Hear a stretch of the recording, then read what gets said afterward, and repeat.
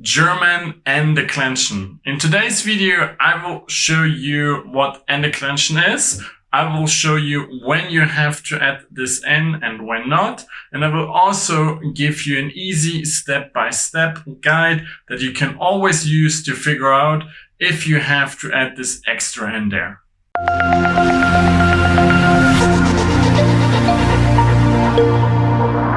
Hi, my name is Jan and I'm your German teacher here on Easy Deutsch, your YouTube channel for German grammar.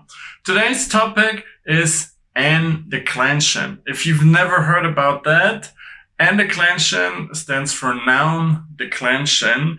It sounds harder than it is. So it's simply adding an extra N at the end of some nouns.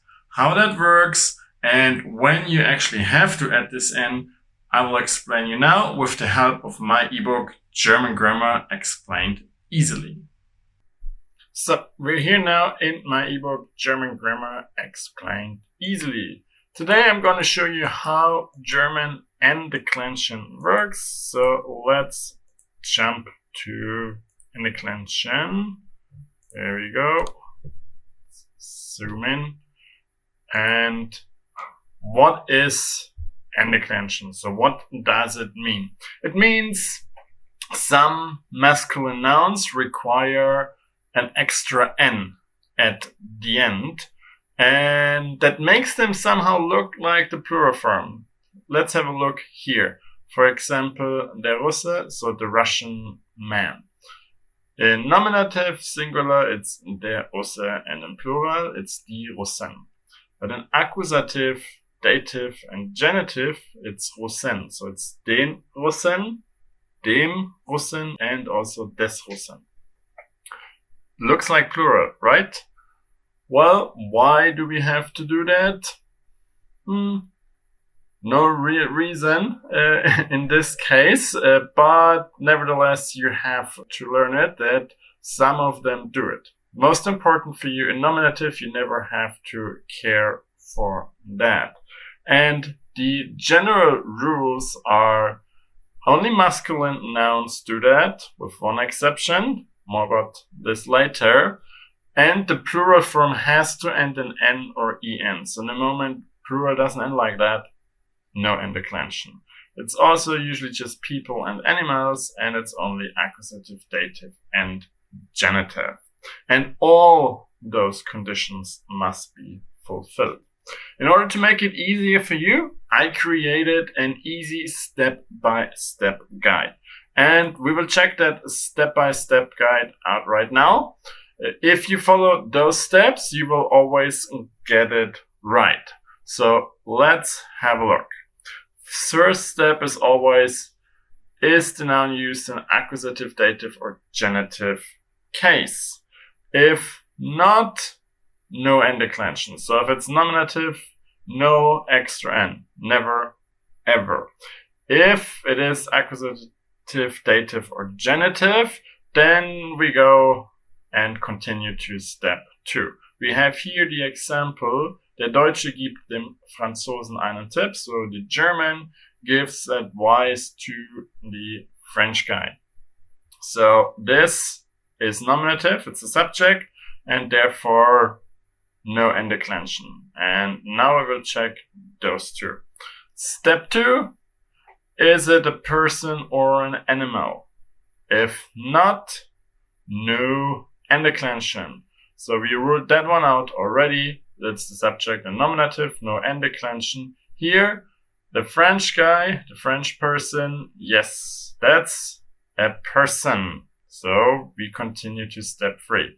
The second noun here, advice, that's no person or animal. So no N-Deklination, no N here. And step 3 is the noun masculine and singular. No, then no N-Deklination. So if it's anything but masculine and singular, then no N-Deklination. Here, our French person is masculine and singular. So we continue to step 4 and simply, does the noun use an N or EN ending for its plural form? No, then no N-Deklination. Yes, then we have to add the N. So here, yes, the Franzose uses Franzosen as plural. So we have the N at the end. So we have to add the N here too, because actually the singular is der Franzose.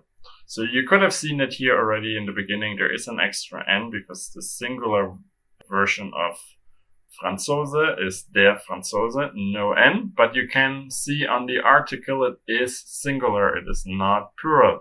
So you always have to check the article here if it's actually plural or singular. Only the article shows, because the noun looks like a plural noun, but the article shows that it is not. You can actually exchange those steps. They don't have to be in that order. So in the moment you know, okay, the plural is not N or EN, okay, you can drop it. That's not N-Deklination. You don't have to add an extra N. The same for any of those other rules. In the moment you know one of them doesn't work out, it will not be N-Deklination. This rule works at all time, except for a few exceptions. So some words are different. You either have to use N-Deklination, although they do not fulfill all the rules. Those are those ones. Der Automat, so the vending machine, der Planet, the planet, der Konsonant, so the consonant, der Hydrant, so the fire hydrant, das Herz, the heart. They do not fulfill all the requirements, all the rules. This is no person or animal, no person, animal, no person or animal. They're all no person or animal, and Herz is even neutral. So still N-Deklination, although they don't fulfill the rule. There is no rule why it's like this. It's simply like this, and you have to know it. There are also some words, not many, just two actually, that do not use N-Deklination, although they are kind of fulfilling all the rules, like doctor. Doctor is a person, it's masculine, has a plural on EN, but it still doesn't do the N-Deklination. So it stays den Doktor, dem Doktor, and des Doktors. No N there. And Drachen could be two things, either the kite or the dragon. With the kite, it obviously doesn't use the N-Deklination because it's not an animal or a person. And with the dragon, well, it's kind of an animal, but still no N-Deklination. And then there's the third group. Those words use the N-Deklination together with the genitive S. So instead of getting rid of the genitive S, what we usually do if we use N-Deklination, we put both there, the N-Deklination and plus the S. That's the case for the fourth. This is also actually not fulfilling any rule here. So none of them fulfills the rules, but you still have to use N-Deklination, and on top of that, the genitive S. Der Gedanke des Gedankens.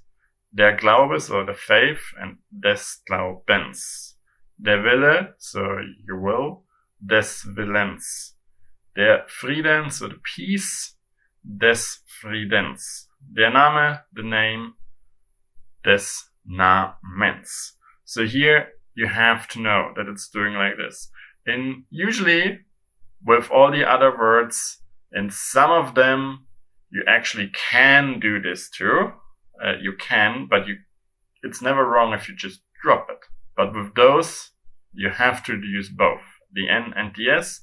With some of the others, you can also do the S here at the end, but it's always correct without it. So I just recommend you know that those ones, there you need the S. With the other ones, if it sounds good for you, use it.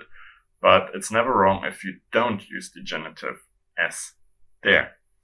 And one advice, I gave the translations now in this video, but in case you like my ebook and you want to check it out, the ebook comes with a translation sheet. So you will always get the translations of all examples, because in my opinion, it's very important that you understand exactly what is written there, that you understand all the examples, why they are, for example, dative and accusative, why they use the N. It's very important that you actually understand the meaning of this example. That's why all my ebooks come with a translation sheet of everything. If you have any further questions about German N-Deklination, please do not hesitate to write them in the comments below. I will try to answer all your questions. Also, if you like that video and have earned your subscription, please subscribe to my account and don't forget the notification bell so that you don't miss out on any new video about German grammar. If you like my ebooks, you will find the links to the ebooks in the video description. And always remember, you get all translated examples there. So you will always understand exactly what does the example mean, because I think it's very important for you to understand the example. Without that, you often simply can't understand the grammar. And then I hope I will see you again next time in the next video. And until then, viel Spaß und Erfolg beim Deutschlernen.